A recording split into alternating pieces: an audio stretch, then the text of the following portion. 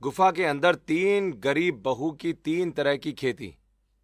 Tin के बने छोटे से घर में रामलाल और शारदा अपनी बेटी 3 बहुओं और पोते पोतियों के साथ पसीने से तरबतर बैठे होते हैं, जहां पूरा घर भट्टी की तरह तप रहा होता है।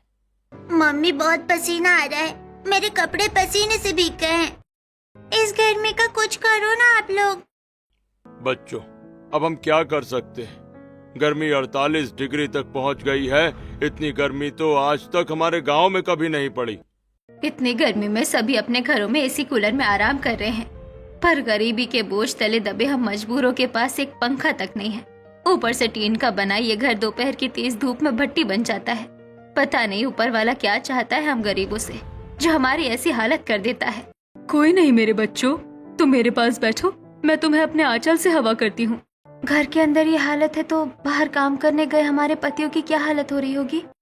जहां एक तरफ सड़ी गर्मी के कारण पूरा परिवार अरुण, अमित और आरव के बारे में सोच रहा होता है, वहीं तीनों पति तेज चिलचिलाती धूप में हरिशंकर के सूखे पड़े खेतों में काम कर रहे होते हैं।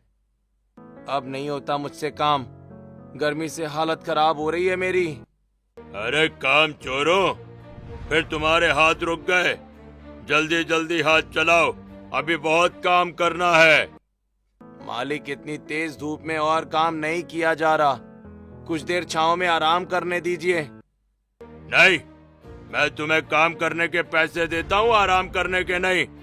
और तुम लोग मेहनत से काम नहीं कर रहे हो, इसलिए मेरे खेत में एक भी फसल नहीं हो रही।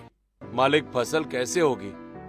हमसे पहले जो भी यहाँ काम करता था उसने जमीन का बिल्कुल ध्यान नहीं रखा है, और इतनी तेज धूप है, पूरी जमीन सूख गई है, तो खेत के उपजाऊ होने में समय तो लगेगा ही ना। खेत बंजर होने में तो गलती तुम्हारी ही है। जाओ पानी लेकर आओ और मेरे खेतों को सींचो। मुझे मेरे खेतों में फसल चाहिए, समझ आया? पर मालिक, खेत में तो पानी की कोई व्यवस्था ही नहीं है। अगर मैं खेतों में पानी की व्यवस्था कराऊंगा तो क्या तुम मेरे जमाई लगते हो कि मैं तुम्हें पैसे दूंगा? जाओ गांव के बाहर जो नदी है वहां से पानी लाओ और खेत सींचो। जिसके बाद तीनों भाई डंडों में 2-2 बाल्टियां टांग कर तेज धूप में गांव से कोसों दूर नदी की तरफ जाने लगते हैं। समय पर अपने खेतों का ध्यान खुद नहीं रखा और अब हमें कामचोर कहते हैं। हमने जितनी मेहनत इस जमीन में की है, अगर उतनी मेहनत किसी दूसरी जमीन पर की होती ना, तो अभी तक गाड़ियां भर के फसलें लहला रही होती। भाई, हमारी मजबूरी है, हमारे पास खुद की जमीन तो है नहीं और बड़ी मुश्किल से इनके पास काम मिला है। ये जैसा कहते हैं वैसा करो, वरना इस गर्मी में हम गर्मी के साथ साथ भूखे प्यासे भी मर जाएंगे। तीनों भाई नदी के पास पहुंचते हैं, बाल्टियों में पानी भरकर खेत में लाते हैं, खेत में पानी डाल देते हैं। इसी तरह तीनों भाई अंधेरा होने तक नदी से पानी लाकर हरिशंकर के खेत को सींचते हैं। शाम तक खेत का काम खत्म करके तीनों भाई पसीने से लथपथ घर पहुंचते हैं, जहां तीनों भाइयों के कंधे और पांव दुख रहे होते हैं। भैया, आप तीनों के चेहरे इतने सूखे हुए क्यों हैं? और आप तीनों के कपड़े इतने ज्यादा कैसे भीगे हैं? घर में बैठे बैठे हमें इतना पसीना हो रहा है, तो मेरे बेटे तो खेतों में मजदूरी कर रहे हैं, उन्हें तो और भी ज्यादा पसीना होता होगा। अरे कुछ नहीं हुआ हमें, अभी इतनी भी गर्मी नहीं है। अरे हाँ भाई, वैसे हमें बड़ी तेज भूख लगी है, तो जो भी बना है बस निकाल कर दे दो जल्दी। आप लोग हाथ मुंह धोकर अंदर बैठिए, हम तीनों अभी खाना परोसते हैं। जिसके बाद तीनों भाई हाथ मुंह धोकर अपने परिवार के साथ खाना खाने बैठ जाते हैं। सभी की थालियों में एक रोटी और थोड़ी सी सब्जी होती है। पूरा परिवार पसीना पोंछते हुए खाना खा रहा होता है और फिर वही जमीन पर सो जाता है। ऐसे ही कुछ दिन बीतते हैं और एक दिन तीनों बहुएं मटके लेकर गांव के सूख चुके कुएं के पास आती हैं। हे भगवान, इतनी भीषण गर्मी पड़ रही है कि कुआं तक सूख गया है। अब इस गर्मी में हमारा गुजारा कैसे होगा? तुम चिंता मत करो, गांव के बगीचे के पास एक कुआं है, हम वहां चलते हैं। बगीचे के कुएं में गर्मी का थोड़ा कम असर पड़ता है, उसमें पानी जरूर होगा। इतना बोलते ही तीनों बहुएं पानी लेने गांव के दूसरे कुएं की तरफ बढ़ने लगती हैं। वहीं प्रीति, सूरज और पिंकी मैदान में आकर खेलने के लिए चप्पल खोलते हैं। ओ माँ, यह जमीन कितनी गर्म है। चप्पल खोलते मेरे तो पाँव जलने लगे। पहले हम कितने अच्छे से खेलते थे, पर इस बार इतनी गर्मी है कि हम खेल भी नहीं पा रहे हैं। सच में बच्चों, गर्मी बहुत ज्यादा है। चलो हम घर चलते हैं। शाम को जब हल्की छाव हो जाएगी ना, तब हम लोग खेलने आएंगे। बुआ बुआ, देखो सामने कुआं है, थोड़ा पानी पी लेते हैं, फिर घर चलते हैं ना। तभी प्रीति बच्चों के साथ कुएं के पास आती है और कुएं से पानी निकालती है। तभी वहाँ जमींदार वीर प्रताप आ जाता है और प्रीति को धक्का मारकर बाल्टी छीन लेता है। तभी तीनों बहुएं भी आ जाती हैं। ये क्या बदतमीजी है? आप लोग बच्चों को धक्का कैसे मार सकते हैं? नहीं मारेंगे धक्का, समझा लो अपने घर के बच्चों को। हमारे कुएं को हाथ नहीं लगाएंगे। गांव में सिर्फ 2 कुएं हैं, एक कुआं पूरी तरह से सूख गया है। अब अगर हम इस कुएं से पानी नहीं लेंगे तो पानी कहां से लेंगे? वो तुम गरीबों की दिक्कत है। आज से ये कुआं हम जमींदारों का है, समझ में आया? हम तुम गरीबों को इससे पानी नहीं पीने देंगे, वरना हमारे लिए पानी कम पड़ जाएगा। मुसीबत की घड़ी में भी जो खुद के बारे में सोचते हैं, उनके बारे में भगवान कभी नहीं सोचता है। हम गरीब तो किसी तरह अपने दिन काट लेंगे। सोचो अगर ये कुआं भी सूख जाए तब तुम जमींदार क्या करोगे? जमींदार को खरी खोटी सुनाकर तीनों बहुएं प्रीति और बच्चों के साथ घर लौट आती हैं। वहीं दूसरी तरफ तेज धूप में तीनों भाई हरिशंकर के खेतों में काम कर रहे होते हैं। अरे काम चोरों, आज 1 हफ्ता हो गया, अभी तक मेरे खेत में एक फसल तक नहीं हुई है। कर क्या रहे हो तुम लोग? मालिक, हम अपनी पूरी कोशिश कर रहे हैं, यहाँ तक कि कोसों दूर से नदी से पानी लाकर आपके खेतों को सींच रहे हैं। एक तो तुम लोग काम ठीक से नहीं कर रहे हो और ऊपर से मुझे जवाब देते हो। निकलो मेरे खेत से, मैं दूसरे आदमी रख लूंगा अपने खेत में काम करने के लिए। अरे नहीं नहीं मालिक, हमें काम से मत निकालिए, हमारी बात समझिए। मुझे कोई बात नहीं समझनी है, समझे? निकल जाओ यहाँ से। ठीक है मालिक, हमारा हिसाब कर दीजिए। कैसा हिसाब कर दूं? हाँ, तुम लोग जब आए थे मेरे खेत बंजर थे और अभी भी मेरे खेत बंजर ही हैं। एक फूटी कौड़ी नहीं दूंगा तुम लोगों को, निकलो यहाँ से। तीनों भाइयों के बहुत गिड़गिड़ाने पर भी हरिशंकर तीनों भाइयों की मेहनत के पैसे उन्हें नहीं देता है और तीनों भाई निराश होकर घर की तरफ जाने लगते हैं। भला टली, मैं तो सोच रहा था इनसे मेहनत करवाकर किसी तरह अपने खेत ठीक करवा लूंगा, पर अब मैं इस खेत को शहर के एक बड़े व्यापारी को बेचने वाला हूँ। अच्छा हुआ मुझे इनके पैसे नहीं देने पड़े, मेरा तो फायदा ही हो गया। इतना कहकर हरिशंकर शहर के व्यापारी से फोन पर बात करने लगता है। वहीं तीनों भाई थके हारे घर पहुंचते हैं। मम्मी मम्मी, बहुत भूख लगी है, जल्दी कुछ खाने को दो ना। जी, कुछ पैसे दीजिए, थोड़ा राशन लेकर आती हूँ। पैसे? भैया, आपके पास कुछ पैसे हैं क्या? पैसे तो हम में से किसी के पास नहीं है। आप लोग जहाँ काम कर रहे हैं उनसे अपने पैसे मांग लीजिए। उसने हमें काम से निकाल दिया और हमारी मेहनत के पैसे भी नहीं दिए। क्या? काम से निकाल दिया और पैसे भी नहीं दिए? वो ऐसा कैसे कर सकता है? तभी तीनों भाई खेत में हुई सारी बात घर वालों को बताते हैं। मम्मी, क्या आज हमें खाना नहीं मिलेगा? मिलेगा बच्चों, तुम रुको, चाची अभी खाना बनाकर लेकर आती है। तभी अनन्या अपनी दोनों जेठानियों के साथ घर के बाहर आती है। अनन्या, घर में कुछ नहीं है और तुमने बच्चों को कह दिया कि थोड़ी देर में खाना बन जाएगा। बताओ, अब थोड़ी देर बाद जब बच्चे हमसे खाना मांगेंगे तो हम क्या कहेंगे उनसे और क्या खिलाएंगे उन्हें? दीदी आप चिंता मत कीजिए, बस आप चूल्हा जला दीजिए, तब तक मैं किसी पड़ोसन से आटा लेकर आती हूँ। इतना कहकर अनन्या एक कटोरी लेकर पड़ोसन कांति के पास आती है। चाची, थोड़ा आटा चाहिए था, घर में आटा खत्म हो गया है और घर में बच्चे भूखे बैठे हैं। 3 नौजवान रहते हैं उस घर में और घर में आटा खत्म हो जा रहा है। कैसे बेशरम मर्द है, खुद कमा नहीं पाते और औरतों को दूसरों के घरों में आटा लेने भेजते हैं। ताना मारकर कांति अनन्या के हाथ से कटोरी लेकर घर के अंदर जाती है और आटा लाकर अनन्या को देती है। धन्यवाद काकी, आप तीखा जरूर बोलती हैं, पर ये आटा देकर आपने बहुत मदद की। अनन्या आटा लाकर आंचल को देती है और तेज धूप में आंचल आटा गूंथना शुरू कर देती है। थोड़ी देर में आंचल का चेहरा पसीने से तरबतर हो जाता है। उसके पांव पर पसीने की बूंदें गिरने लगती हैं। हे भगवान, कितनी गर्मी हो रही है। जेठानी जी, आप हटिए, आटा तो गूंद लिया, अब रोटियां मैं सेक देती हूँ। तेज धूप में चूल्हे के सामने रोटियां सेकते हुए आराधना की हालत भी खराब होने लगती है। किसी तरह रोटियां बनाकर नमक तेल लगाकर तीनों बहुएं सभी को परोसती हैं। मम्मी, एक रोटी और दो ना। बहू, एक रोटी मुझे भी दे देना। जेठानी जी, कितनी रोटियां बची है? एक कटोरी आटे में तो गिनकर ही रोटियां बनी थी। जेठानी जी, हमारे हिस्से की रोटियां भी दे दीजिए। बच्चों की बढ़ती और बुजुर्गों की ढलती उम्र में खुराक की कमी नहीं होनी चाहिए। हम तो भूख सह भी लेंगे, पर इन्हें तकलीफ होने लग जाएगी। बहुएं खुद भूखी रहकर अपने घर वालों का पेट भरती हैं। ऐसे ही आज का दिन भी जैसे तैसे बीत जाता है, लेकिन अगले दिन गर्मी की वजह से रामलाल और शारदा के शरीर में लाल दाने पड़ जाते हैं। वहीं घर का पीने का पानी भी खत्म हो चुका है। क्या हुआ मम्मी पापा, आप लोग कब से अपनी गर्दन खुजला रहे हैं? अरे अरुण बेटा, हमारा पूरा शरीर घमौरियों से भर गया है। अब इस उम्र में शरीर इतनी गर्मी बर्दाश्त नहीं कर पाता। मम्मी जी, पापा जी, आप परेशान मत होइए। गांव के बाहर जो पहाड़ है वहाँ मुल्तानी मिट्टी मिलती है। मैं वहाँ से मुल्तानी मिट्टी लेकर आती हूँ। उसे लगाने से आप लोगों को बड़ी राहत मिल जाएगी। मम्मी बहुत प्यास लगी है, थोड़ा पानी दो ना। बच्चों थोड़ी देर रुको, मैं अभी पानी लेकर आती हूँ। चलिए हम तीनों पानी लेने चलते हैं। एक बार में ही 3 मटकों में पानी भी आ जाएगा और आते वक्त मुल्तानी मिट्टी भी ले लेंगे।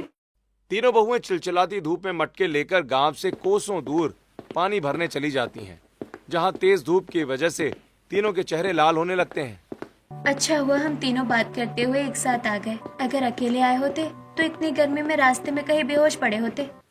इतना कहकर आराधना नदी से पानी भरकर खड़ी हो जाती है। तभी उसकी आंखों के सामने अंधेरा छा जाता है और आराधना लड़खड़ाने लगती है, जिसे देख अनन्या और आंचल आराधना को संभाल लेती हैं। संभलकर जेठानी जी, क्या हुआ आपको? अच्छा, तो आपको चक्कर आ रहे थे, इसलिए आप कह रही थी कि अकेले आए होते तो बेहोश हो जाते। आपको हमें बता देना चाहिए था, अगर आप कहीं बेहोश हो जाती तो। वो मैंने सोचा कि वैसे ही गर्मी में सब बहुत परेशान है, मेरी बात से आप लोग और परेशान हो जाते, इसलिए मैंने बताना सही नहीं समझा। पर अब मैं ठीक हूँ, तो चलिए घर चलते हैं। जिसके बाद तीनों बहुएं घर की तरफ निकल जाती हैं और आते हुए पहाड़ के पास से मुल्तानी मिट्टी लेते हुए घर आती हैं। मम्मी जी, पापा जी, हम पानी और मुल्तानी मिट्टी लेकर आ गए। मम्मी जल्दी पानी दो ना मम्मी। इतना कहते ही सूरज और पिंकी पानी की तरफ बढ़ने लगते हैं, लेकिन काफी देर से पानी ना पीने की वजह से दोनों की बॉडी इतनी डिहाइड्रेट हो चुकी थी कि दोनों अचानक बेहोश हो जाते हैं। बच्चों क्या हो गया इन्हें? लगता है हमारे बच्चों को बहुत जोर से प्यास लगी थी और इतनी देर प्यास और गर्मी से ये बेहोश हो गए हैं। दीदी जल्दी इन्हें थोड़ा पानी पिलाइए। तभी आंचल और आराधना बच्चों को पानी पिलाने लगती है, जिसके बाद दोनों बच्चे होश में आ जाते हैं। आप सब हमें ऐसे क्यों देख रहे हैं? और अभी क्या हुआ था? हम कितने बेबस और लाचार हैं। हमारे बच्चे भूख, कमजोरी, गर्मी और प्यास से बेहोश हो रहे हैं और हम कुछ कर नहीं पा रहे हैं। पापा अब रो मत, मर्द को दर्द नहीं होता। इस उम्र में हमारे बच्चे जितना बर्दाश्त कर रहे हैं उतना शायद ही कोई बच्चा बर्दाश्त कर पाए। सच में हमारे बच्चे बहुत बहादुर हैं। ऐसे ही देखते देखते रात हो जाती है। पूरा परिवार पानी पीकर सो रहा होता है। तभी जोरों से आंधी तूफान चलने लगता है और घर की छत का टीन उखड़कर आवाज करने लगता है। मम्मी कितनी अच्छी हवा चल रही है, गर्मी की तो टाइट टाइट फिस हो गई। बहू जरा बच्चों को संभालना, मुझे कुछ ठीक नहीं लग रहा है। तेज आंधी से पूरा घर हिलने लगता है। तभी जोरदार हवा चलती है और घर की छत का टीन टूटकर सूरज और पिंकी की तरफ गिरने लगता है। तभी आंचल और अरुण दोनों बच्चों को उठाकर एक तरफ हो जाते हैं। अरे जल्दी घर से बाहर निकलिए, ये पूरा घर गिरने वाला है, जल्दी। तेज आंधी तूफान में पूरा परिवार घर से बाहर निकल जाता है और घर की टीन आंधी में उड़ जाती है और पलक झपकते ही पूरा घर ध्वस्त हो जाता है। मम्मी हवा बिल्कुल अच्छी नहीं है, गंदी हवा है, गंदी हवा।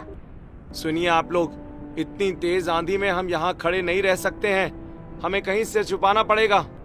तभी जल्दी जल्दी पूरा परिवार एक पेड़ के नीचे सिर छिपाने के लिए खड़ा हो जाता है।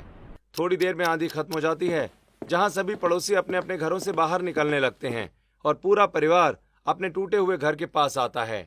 मम्मी पापा, हमारा घर कहाँ गया? अब हम कहाँ रहेंगे? हे भगवान, अब तो सिर्फ हमारे पड़ोसी ही हमें सहारा दे सकते हैं। कांति बहन, अपने छत के नीचे हमें भी आसरा दे दो। नहीं नहीं, मेरे घर में इतनी जगह कहाँ है जहाँ तुम्हारा इतना बड़ा परिवार रह सके। शांति बहन, तुम हमें अपने घर में जगह दे दो, हम अपना घर बनने तक मिलजुल कर किसी तरह रह लेंगे। अरे तुम्हारी मजबूरी है, तुम किसी तरह रह लोगी, पर मैं क्यों इस गर्मी में परेशान हूँ? अपना बंदोबस्त खुद करो। सारी गलती इस रामलाल की है। अगर आज इसने अपने 3 बेटों को किसी काबिल बनाया होता तो आज इन्हें ये दिन न देखना पड़ता। अब कर्म किया है तो भोगना तो पड़ेगा ना। अगर आप लोगों को हमारी मदद नहीं करनी है तो मत कीजिए, पर मेरे माता पिता के लिए कुछ भी अपशब्द मत कहिएगा। उन्होंने जिन परिस्थितियों में हम तीनों भाइयों और हमारी छोटी बहन को पाला पोसा है ना, उन परिस्थितियों में आप जैसे लोग अपने बच्चों को अनाथालय में छोड़ आते। शांत हो जा अरुण, ये सोच कि अब हम क्या करेंगे। तभी गांव के पहाड़ पर जोरदार बिजली कड़कती है, जिसकी रोशनी में पहाड़ देखकर रामलाल को कुछ याद आता है। मिल गई सर छुपाने की जगह। मुझे याद है जब मैं छोटा था तब उस पहाड़ पर एक गुफा थी। आज भी शायद वो गुफा वही हो। हम वहाँ सिर छुपा सकते हैं। तो फिर ठीक है, हम गुफा में ही चलते हैं। अपने ध्वस्त हो चुके घर से जरूरी सामानों की पोटली बनाकर पूरा परिवार कड़कती बिजली और रात के अंधेरे में कांपते हुए जंगल में आता है और पहाड़ पर चढ़कर एक अंधेरी गुफा में आता है।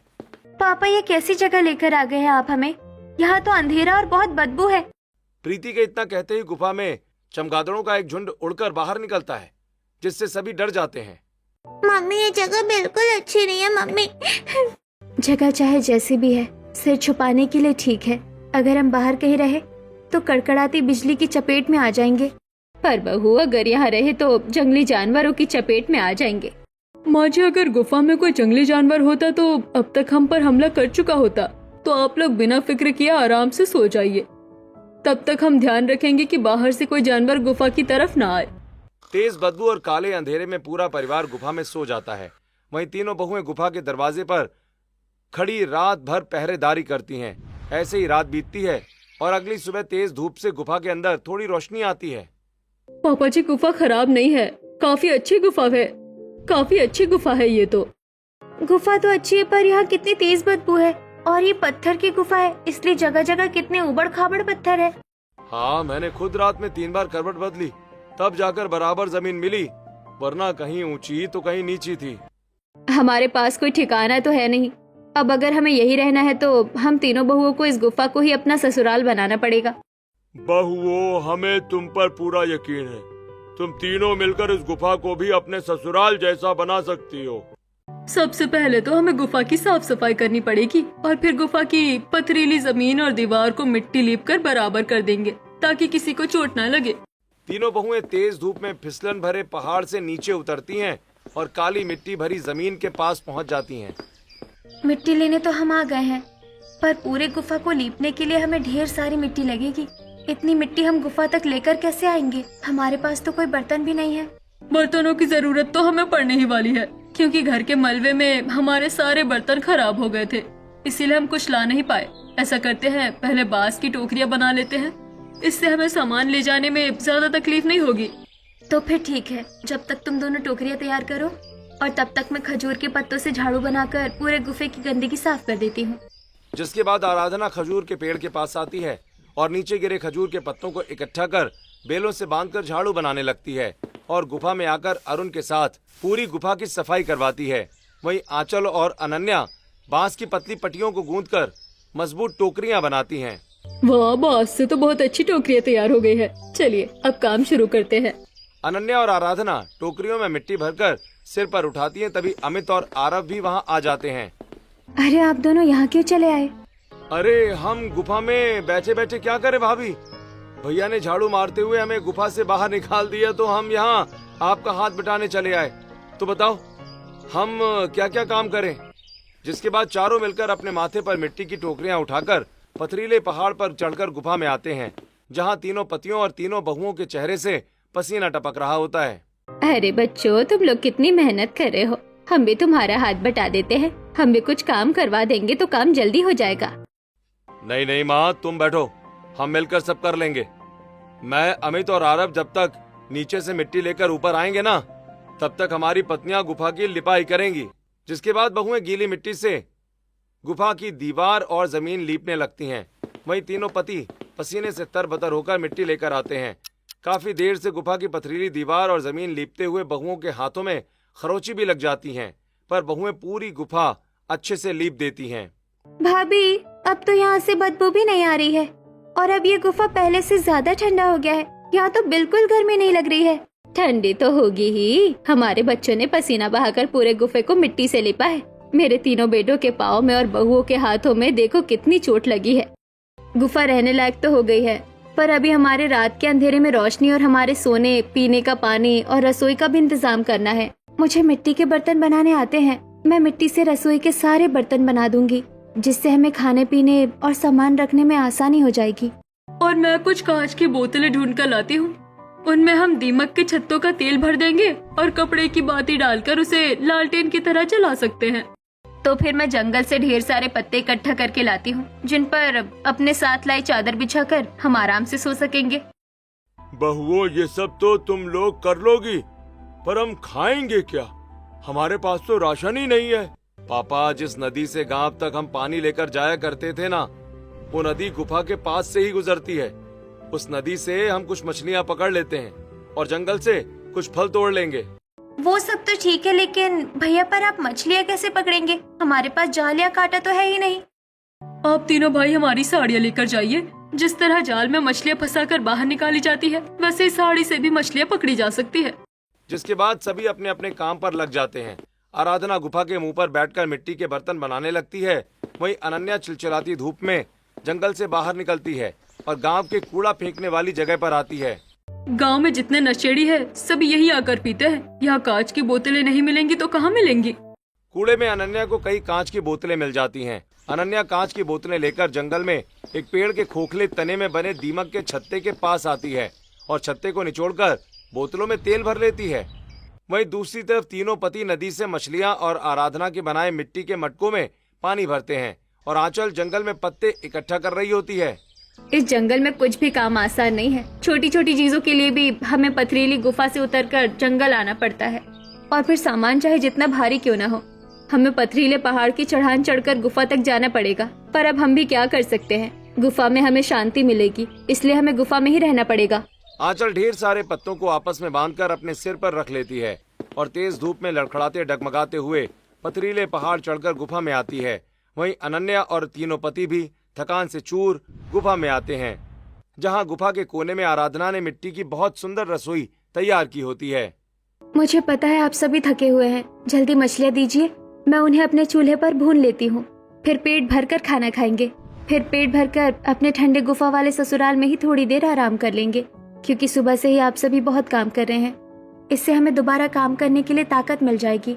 इतना कहकर जहां बाकी सभी जब तक आराम कर लेते हैं, तब तक आराधना मिट्टी का चूल्हा जलाकर मिट्टी के चूल्हे पर मछलियां भूनने लगती है। मछली पकने के बाद पूरा परिवार ठंडी गुफा में साथ बैठकर फल और मछलियां खा रहा होता है। ये फल और मछलियाँ भाई बहुत स्वादिष्ट हैं। पेट भर गया मेरा तो। ऊपर से देखो, हमें गर्मी भी नहीं लग रही है यहाँ। पता नहीं कब से हम इस ठंडक के लिए तरस रहे थे। वैसे ये बताओ, क्या अब हमें रोज मछलियाँ खानी पड़ेगी? क्योंकि मुझे मछलियाँ पसंद नहीं है। और हम कर भी क्या सकते हैं माँ? हम खेती कर सकते हैं। बहू, पर हमारे पास खेती के लिए जमीन कहाँ है? बिना जमीन के क्या कोई इंसान खेती कर भी सकता है? हाँ बताओ। हाँ पापा जी, कर सकते हैं ना। जरा देखो, इतनी बड़ी गुफा है ना, गुफे के मुंह पर धूप आती है। वहाँ हम सड़ी गली सब्जियों से सब्जियाँ उगा लेंगे। और झाड़ू मारते समय मैंने देखा था, गुफे की दीवार पर छोटे छोटे पौधे उगे थे। उनकी जगह हम मशरूम उगाएंगे। और हम गुफे में केसर भी उगा सकते हैं। अगर थोड़ी केसर भी उगते हैं तो अच्छे पैसे मिलेंगे। ऐसी ही बातें करते हुए पूरा परिवार खाना खाता है और पत्तों से बनाए मुलायम बिस्तर पर ठंडी गुफा में सो जाता है। अगले दिन तीनों बहुएं चिलचिलाती धूप में अपने पतियों के साथ टोकरियों में मिट्टी और मटकों में पानी भरकर पथरीले पहाड़ पर चढ़ रही होती हैं, जिसकी वजह से तीनों बहुओं के पाँव में बार बार पत्थर से चोट लग रही होती है। आह, मेरे तो पाँव के नाखून टूट गए हैं पत्थरों से लड़ लड़कर। पता नहीं और क्या क्या सहना पड़ेगा हमें। मेरे भी पाँव में काफी चोट लग गई है। हमें तो चोट लगती रहती है, इसीलिए आप लोग गुफा में आराम कीजिए, ये काम हम कर लेंगे। नहीं, गुफे को ससुराल बनाने की जिम्मेदारी हमारी है, और हम 3 बहुओं ने 3 तरह की खेती करने का सोचा है, तो अब ये काम हम ही करेंगे। जिसके बाद तीनों बहुएं गुफा में आती हैं, जहां आराधना गुफा के मुंह पर मिट्टी में हरी सब्जियां बोने लगती है। वहीं आंचल गुफा की दीवारों पर नदी से लाई गई काई लगा रही होती है। दूसरी तरफ अनन्या गुफा के अंधेरे हिस्से में केसर लगा रही होती है। बस कुछ दिन और, फिर हमारे भी दिन बदलेंगे। ऐसे ही दिन बीतते रहते हैं और बहुएं रोज पहाड़ से नीचे उतरकर नदी से पानी, मछलियां और जंगल से फल लेकर गुफा में आती हैं, जिसके कारण उनके पांव और हाथों में काफी ज्यादा छाले पड़ जाते हैं। ऐसे ही एक रात प्रीति और बच्चे गुफा में खेल रहे होते हैं, तो वहीं दूसरी तरफ बहुएं अपने पति के साथ बैठी हुई होती हैं। हम तीनों बहुओं की 3 तरह की खेती बहुत अच्छी हो रही है, और कल तक तो मेरी सारी सब्जियां भी पक जाएगी। बस अब कल तक का इंतजार है, तब हम भी घर की बनी हुई हरी भरी ताजी सब्जियां खा सकेंगे। ऐसे ही देखते देखते रात हो जाती है। तभी अचानक एक जंगली गाय गुफा के अंदर आकर सब्जियां खाने लगती है, जिसकी आवाज सुनकर सबकी नींद खुल जाती है और सभी लोग भागते हुए बाहर की तरफ आते हैं। अरे ये गाय तो सारी सब्जियां खा जाएगी, रोको इसे। ये तो जंगली गाय है, अगर इसे हम अपने पास रख ले तो हमें सामान लेकर पहाड़ चढ़ना उतरना नहीं पड़ेगा और फिर गाय का दूध भी तो मिल जाएगा। तभी तीनों पति मिलकर जंगली गाय को पकड़कर सब्जियों की खेती से दूर हटाकर बैठा देते हैं, जहां आंचल गाय को थोड़ी सब्जियां खिलाकर गुफा में रख लेती है और अगले दिन जंगली हरी घास खिलाकर गाय की पीठ पर पानी रखकर गुफा में आती है। गाय सच में माता होती है। इस गाय की वजह से हमारे कामों में काफी मदद हो रही है। अगर ये गाय कल हमारे खेत की सब्जियां खाने नहीं आई हुई होती तो हम अभी भी नंगे पैर ऊपर नीचे करके अपने पैर छिलवा रहे होते। देखते ही देखते कुछ ही दिनों में तीनों बहुओं की 3 तरह की खेती तैयार हो जाती है और आज तीनों बहुएं अपनी सब्जी, मशरूम और केसर लेकर गांव के बाजार में आई हुई होती हैं। ताजी हरी सब्जियां और केसर और मशरूम खरीदिए, बिल्कुल ताजी घर की उगी हुई है। अबे जिनके पास अपना घर बनाने के पैसे नहीं है, उनके पास केसर कहाँ से आएगा? जरूर ये सारी चीजें नकली होंगी भाई। मैं नहीं खरीदूंगी इन गरीबों का नकली सामान, पता नहीं कहाँ से उठा कर लेकर आए होंगे। पूर्णिमा बहन, तुम तो पड़ोसन थी, तुम फ्री में हमारी सब्जी, मशरूम और ये केसर लेकर जाओ, तब बताना टेस्ट करके कि हमारी सब्जियां नकली है या असली। फ्री का नाम सुनकर पूर्णिमा सब्जियां, केसर और मशरूम घर लेकर आ जाती है और अपनी सास बिमला को दिखाती है। अरे वाह बहू, ये बैंगन की डंठल देख रही है? इससे पता चलता है कि ये बिल्कुल देसी है। जरा इन सब्जियों को बना तो। जिसके बाद पूर्णिमा मशरूम और बैंगन की सब्जियां बनाती है और अपने परिवार को परोसती है और दूध में केसर मिलाकर अपने बच्चों को पीने के लिए देती है। बहू, तूने बताया नहीं ये सब्जियां लाई कहाँ से है? ये सारी सब्जियां बिल्कुल देसी सब्जियां हैं और ऐसी सब्जियां तो अब हमेशा लेकर आई हो। सही कहा माँ आपने, केसर भी बहुत अच्छे हैं, बच्चे बड़े चाव से दूध पी रहे थे। और ये सब कोई और नहीं, वो अपनी पड़ोसन है ना आराधना, वो तीनों बेच रही हैं। जहां कल तक पूर्णिमा तीनों बहुओं की सब्जियों को खराब और नकली बोल रही थी, आज वही पूर्णिमा अपनी गांव की सहेलियों के साथ बहुओं के पास आती है, जहां बहुएं बाजार में सब्जी, मशरूम और केसर बेच रही होती हैं। बहन, तुमने सही कहा था, ये सब्जियां तो बहुत अच्छी और ताज़ा है। मेरी सास तो इन्हें खाकर बहुत खुश हो गई थी, इसलिए तुम रोज मुझे ये ताज़ी सब्जियां दे देना, मैं रोज सिर्फ तुम्हारे पास सब्जियां लेने आऊंगी। क्यों बहन, सब्जियां बहुत अच्छी हैं क्या? हाँ भैया, ये सब्जियां बहुत अच्छी हैं। और हाँ भैया, ये सच कह रही थी कि ये सब्जियां उनकी घर की ही उगाई हुई है, जो बहुत अच्छी हैं। पूर्णिमा की बातें सुनकर आसपास के कई लोग बहुओं से ताजी सब्जी, केसर और मशरूम खरीदने लगते हैं। ऐसे ही धीरे धीरे बहुएं अच्छे पैसे कमाने लगती हैं। ऐसे ही एक दिन, मुझे पता चला है कि आप यहाँ घर के उगाए केसर, सब्जी और मशरूम बेच रहे हैं। मुझे मेरी बेटी की शादी में आपकी सब्जियां, केसर और मशरूम चाहिए, मिल जाएंगे क्या? हाँ हाँ, क्यों नहीं, जरूर मिल जाएंगे। और अगर आप चाहे तो हम आपकी शादी में खाना भी बना देंगे। हाँ हाँ, क्यों नहीं, जरूर। जिसके बाद तीनों बहुएं अपनी गाय के ऊपर सब्जियां, मशरूम और केसर रखकर मैरिज हॉल पहुंचती हैं और अपने पतियों के साथ मिलकर शादी में खाना बनाने लगती हैं, जिनके उन्हें अच्छे पैसे मिलते हैं। और ऐसे ही देखते देखते अपनी खेती बढ़ाकर तीनों बहुएं शहर में भी अपनी सब्जियां, मशरूम और केसर बेचने लगती हैं। अब हमारे पास इतने पैसे हो गए हैं कि हम अब गांव में अपना एक अच्छा सा घर बना सकते हैं, तो क्यों ना अब हमें अपना घर खरीद लेना चाहिए। नहीं चाची, हम गुफा में ही रहेंगे।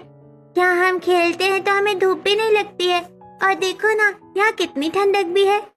नहीं मेरी बच्ची, हम हमेशा गुफा में नहीं रह सकते हैं, हमें आगे भी तो दुनिया देखनी है। तुम दोनों को स्कूल भेजना है, बुआ की भी शादी करवानी है, तो बताओ हम कैसे यहाँ रह सकते हैं।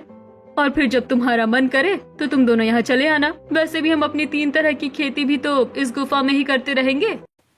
जिसके बाद पूरा परिवार अपना सामान बांधकर गांव की तरफ निकल पड़ता है, जहां पहुंचकर तीनों बहुएं गांव में शानदार ठंडा घर बनाती हैं।